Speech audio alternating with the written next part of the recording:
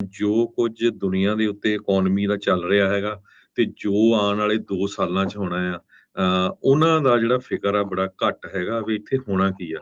ਬਹੁਤ ਜਿਹੜੀ ਆ ਇੱਕ ਤਰ੍ਹਾਂ ਦੇ ਨਾਲ ਫਿਕਰਮੰਦੀ ਆ, ਚਾਹੇ ਉਹ ਵਾਲ ਸਟਰੀਟ ਆ, ਚਾਹੇ ਉਹ ਬੈਂਕਾਂ ਆ, ਰੀਅਲ ਸਟੇਟ ਆ, ਮਾਰਗੇਜ ਆ, ਬਿਜ਼ਨੈਸਸ ਆ, ਸਾਰਾ ਕੁਛ ਤੁਹਾਡੇ ਸਾਹਮਣੇ ਹੀ ਆ। ਕਿੰਨੀਆਂ ਲੇ ਆਫ ਹੋ ਰਹੀਆਂ, ਕਿੰਨੀਆਂ ਕੰਪਨੀਆਂ ਸ਼ਟ ਡਾਊਨ ਹੋ ਰਹੀਆਂ।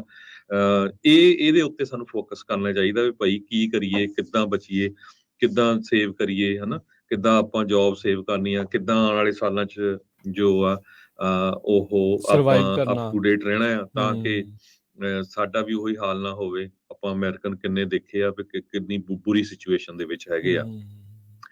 ਅੱਜ ਇੱਕ ਇਕੋਨੋਮਿਸਟ ਹੈਗੇ ਮਾਰਕ ਜ਼ੈਂਡੀ, ਬੜੇ ਮਸ਼ਹੂਰ ਇਕੋਨੋਮਿਸਟ ਆ, ਮੂਡੀ ਦੇ ਐਨਾਲਿਟਿਕਸ ਆ। ਉਹਨਾਂ ਨੇ ਇਹ ਕਿਹਾ ਆ ਵੀ ਜਿਹੜੀ ਯੂਐਸ ਦੀ ਗਵਰਨਮੈਂਟ ਆ, ਇਹ ਡਿਵਾਈਡਡ ਆ। ਇਹ ਯੂਐਸ ਦੀ ਇਕੋਨਮੀ ਦੇ ਲਈ ਡਿਜ਼ਾਸਟਰਸ ਆ, ਬਹੁਤ ਹੀ ਮਾੜੀ ਆ। ਆਪਾਂ ਦੇਖਿਆ ਹੀ ਆ ਪਿਛਲੇ 2 ਸਾਲਾਂ ਦੇ ਵਿੱਚ ਵੀ, ਜਾਂ ਉਹ ਤੋਂ ਪਹਿਲਾਂ ਵੀ। ਪਿਛਲੇ 2 ਸਾਲਾਂ 'ਚ ਫੋਰਚੂਨੇਟਲੀ ਬਾਈਡਨ ਐਡਮਿਨਿਸਟ੍ਰੇਸ਼ਨ ਦੇ ਲਈ ਸੈਨੇਟ 'ਚ ਮੈਜੋਰਿਟੀ ਸੀ। ਮੈਜੋਰਿਟੀ ਨਹੀਂ ਵੀ ਸੀ ਤੇ ਉਹਨਾਂ ਦੀਆਂ 50 ਸੀਟਾਂ ਸੀਆਂ, ਇੱਕ ਸੀਟ ਕਮਲਾ ਹੈਰਿਸ ਵਾਈਸ ਪ੍ਰੈਜ਼ੀਡੈਂਟ ਉਹਨਾਂ ਦੇ ਹੱਕ 'ਚ ਪਾ ਦਿੰਦੇ ਸੀ, ਤੇ ਯੂਐਸ ਕਾਂਗਰਸ ਦੇ ਵਿੱਚ ਮੈਜੋਰਿਟੀ ਸੀ। ਇਸ ਕਰਕੇ ਉਹਨਾਂ ਨੇ ਕਾਫੀ ਬਿੱਲ ਪਾਸ ਕਰ ਲਏ ਹੈਗੇ ਆ।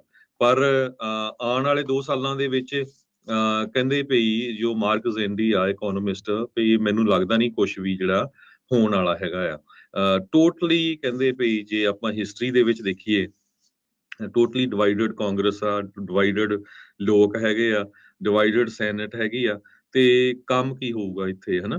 ਤੇ ਕਹਿੰਦੇ ਵੀ ਪਿਛਲੇ 2 ਸਾਲਾਂ ਦੇ ਦੌਰਾਨ ਕਾਫੀ ਬਿੱਲ ਜੋ ਪਾਸ ਹੋ ਗਏ। ਅਮਰੀਕਨ ਰੈਸਕਿਊ ਪਲਾਨ, ਜਦੋਂ ਵੀ ਪ੍ਰੈਜ਼ੀਡੈਂਟ ਬਾਈਡਨ ਉਹਨਾਂ ਨੇ ਆਪਣਾ ਆਫਿਸ ਲਿਆ ਸੀ, ਉਹਦੇ ਸਿਰਫ ਡੈਮੋਕ੍ਰੇਟਸ ਨੇ ਵੋਟ ਪਾਈ ਸੀ।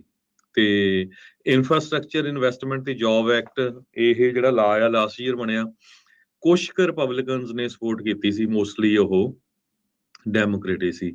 ਚਿਪਸ ਤੇ ਸਾਇੰਸ ਐਕਟ ਜਿਹੜਾ ਆ, ਇਹ ਬਾਈਪਾਰਟੀਸ਼ਨ ਸਪੋਰਟ ਦੇ ਨਾਲ ਪਾਸ ਹੋਇਆ ਸੀ, ਸੈਮੀਕੰਡਕਟਰ ਮੈਨੂਫੈਕਚਰਿੰਗ ਦਾ ਜੋ ਸਪੋਰਟ ਦੇ ਲਈ ਸੀ।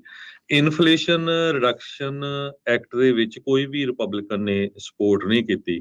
ਸੋ ਇਹ ਇੱਕ ਲੌਂਗ ਟਰਮ ਪ੍ਰੋਬਲਮ ਜਿਹੜੀ ਹੈਗੀ ਆ, ਹਾਈ ਪ੍ਰਿਸਕ੍ਰਿਪਸ਼ਨ ਡਰੱਗ ਕਾਸਟ ਦੀ, ਉਹਨੂੰ, ਕਲਾਈਮੇਟ ਨੂੰ, ਇਹ ਸਾਰੇ ਕੁਛ ਨੂੰ ਜਿਹੜੀ ਆ ਅਸਰ ਕਰ ਰਹੀ ਹੈਗੀ ਆ। ਹੁਣ ਆਉਣ ਵਾਲੇ 2 ਸਾਲਾਂ 'ਚ ਜਨਵਰੀ ਦੇ ਵਿੱਚ ਨਵੀਂ ਕਾਂਗਰਸ ਨੇ ਆਪਣਾ ਜਿਹੜਾ ਅਹੁਦੇ, ਜਿੰਨੇ ਵੀ ਕਾਂਗਰਸਮੈਨ ਜਾਂ ਕਾਂਗਰਸ ਵੂਮੈਨ ਆ, ਉਹਨਾਂ ਨੇ ਸੰਭਾਲ ਲੈਣੇ ਆ। ਤੇ ਰਿਪਬਲਿਕਨ ਕੰਟਰੋਲਡ ਹਾਊਸ ਦੇ ਵਿੱਚ ਕਿਸ ਤਰ੍ਹਾਂ ਦਾ ਜਿਹੜਾ ਹੋਊਗਾ, ਇਹ ਕਹਿੰਦੇ ਵੀ ਲੱਗਦਾ ਨਹੀਂ ਵੀ ਕੋਈ ਜਿਹੜਾ ਆ ਰਲ ਕੇ ਬਿੱਲ ਇਹਨਾਂ ਦਾ ਪਾਸ ਹੋਊਗਾ। ਈਵਨ ਦੋ ਹਾਊਸ ਸਪੀਕਰ ਕੈਬਨ ਮਕਾਰਥੀ ਨੇ CNN ਨੂੰ ਪਿਛਲੇ ਦਿਨਾਂ ਦੇ ਵਿੱਚ ਦੱਸਿਆ ਸੀ, ਕਹਿੰਦੇ ਪਈ ਉਹ ਵਿਲਿੰਗ ਹੈਗੇ ਆ ਡੈਪਟ ਲਿਮਿਟ ਨੂੰ ਰੇਜ਼ ਕਰਨ ਦੇ ਲਈ, ਤਾਂ ਕਿ ਜਿਹੜੀ ਸਿਚੁਏਸ਼ਨ ਆ ਉਹ ਬੈਡ ਨਾ ਹੋਵੇ। ਪਿਛਲੇ ਪ੍ਰੈਜ਼ੀਡੈਂਟ ਟਰੰਪ ਟਾਈਮ ਵੀ ਕਾਫੀ ਰੌਲਾ ਰੱਪਾ ਇਹਦਾ ਜਿਹੜਾ ਪੈਂਦਾ ਰਿਹਾ ਹੈਗਾ। ਸੋ ਓਵਰਆਲ ਜਿਹੜਾ ਆ ਯੂਐਸ ਦੀ ਇਕੋਨਮੀ 2 ਸਾਲਾਂ ਦੇ ਵਿੱਚ ਉਹਦੇ ਉੱਤੇ ਬਹੁਤ ਬੁਰਾ ਅਸਰ ਪਊਗਾ।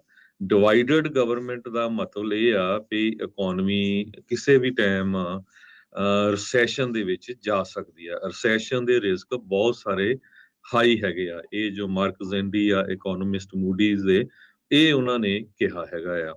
ਆਉਣ ਵਾਲੇ 2 ਸਾਲ ਡਿਫਰੈਂਟ ਹੋਊਗੇ ਪਿਛਲੇ 2 ਸਾਲਾਂ ਨਾਲੋਂ। ਕਹਿੰਦੇ ਵੀ 2 ਸਾਲਾਂ ਦਾ ਅਸੀਂ ਡਰਾਮਾ ਦੇਖਿਆ ਆ, ਤੇ ਆਉਣ ਵਾਲੇ 2 ਸਾਲ ਹੋਰ ਵੀ ਜਿਹੜਾ ਵੱਡਾ ਡਰਾਮਾ ਆ ਉਹ ਯੂਐਸ ਦੇ ਲੋਕ ਦੇਖਣਗੇ। ਜੀ ਬਿਲਕੁਲ। ਇਹ ਇੱਕ ਚਿੰਤਾਜਨਕ ਹਾਲਾਤ ਜਿਹੜੇ ਉਹ ਰਹਿਣਗੇ। ਸੋ ਹਰ ਇੱਕ ਜਿਹੜਾ ਸਿਆਸੀ ਲੀਡਰ ਆ ਜਾਂ ਸਿਆਸੀ ਪਾਰਟੀ ਆ, ਉਹਨੇ ਆਪਣੇ ਨਿੱਜੀ ਮਫਾਦਾਂ ਨੂੰ ਦੇਖਦੇ ਹੋਏ ਕਿੱਥੇ ਵੋਟਾਂ ਜ਼ਿਆਦੀਆਂ ਕਿੱਦਾਂ ਹਾਸਲ ਕਰ ਸਕਦੇ ਆ, ਉਸ ਦੇ ਉੱਤੇ ਜ਼ੋਰ ਲਾਉਣਾ। ਪਰ ਆਲਦੋ ਇਹਦੇ ਨਾਲ ਚਿਹਰੇ ਵੀ ਜਿਹੜੇ ਉਹ ਨੰਗੇ ਜਿਹੜੇ ਹੁੰਦੇ ਆ, ਵੀ ਕੌਣ ਹੈਲਪ ਕਰ ਰਿਹਾ ਲੋਕਾਂ ਦੀ ਤੇ ਕੌਣ ਹੈਲਪ ਨਹੀਂ ਜਿਹੜਾ ਉਹ ਕਰ ਰਿਹਾ ਹੁੰਦਾ। ਸੋ ਜਿੱਦਾਂ ਤੁਸੀਂ ਜ਼ਿਕਰ ਕੀਤਾ ਵੀ ਕਿੱਦਾਂ ਜਿਹੜੀ ਵੋਟਿੰਗ ਆ ਉਦੋਂ ਉਹਨਾਂ ਨੇ ਉੱਥੇ ਕੀਤੀ ਰਹੀ ਆ।